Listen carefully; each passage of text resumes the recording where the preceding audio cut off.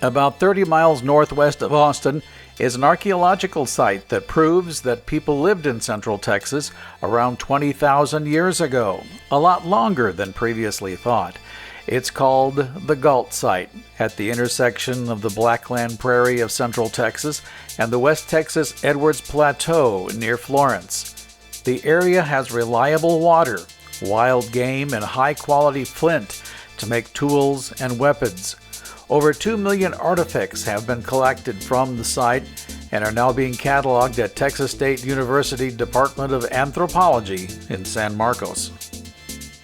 Active digging took place on the site between 2007 and 2014, and the hundreds of thousands of man-made objects collected there are some of the oldest in North America. The Gault site can be visited with prearranged tours. Our visit with Dr. Clark Warnecke, Executive Director of the Gault School of Archaeological Research in Austin, says the site is one of the most important in the country. The Gault Archaeological Site in Central Texas is important for a number of reasons. There's a great deal of water, tool-making material, and food in this area, and that drew people throughout time. So there are 22 cultures that you can find in Central Texas on an archaeological site, and we have all 22. We also found evidence of people here back as far as 20,000 years ago. And in addition, we have the oldest dated art in the Americas in size stones with designs on, the oldest house that's been excavated in North America, something that's at least 12,700 years old, and one of only 17 known mammoth kill sites. So people kept congregating here because it's a really nice place in Central Texas.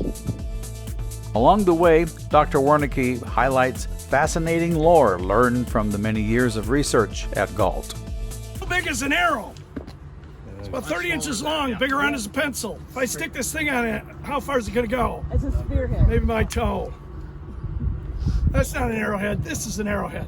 Okay, that's an arrowhead. Collectors find these things. They have all kinds of names for them. They call them bird points, child's toys, all kinds of stuff like that. Oddly enough, most of them are hunters.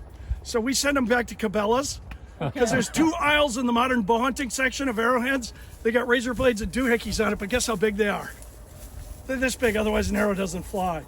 We don't find a lot of arrowheads at Gault. And the reason we don't find a lot of arrowheads at Gault, because the bow and arrow didn't get to Texas till about 800 AD, about 1,200 years ago.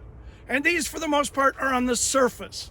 And we had 90 years of looting and collecting on the Gault site, so these got picked up. So we don't find a lot of those. So, okay, now what do you think this is? Spearhead. Spearhead.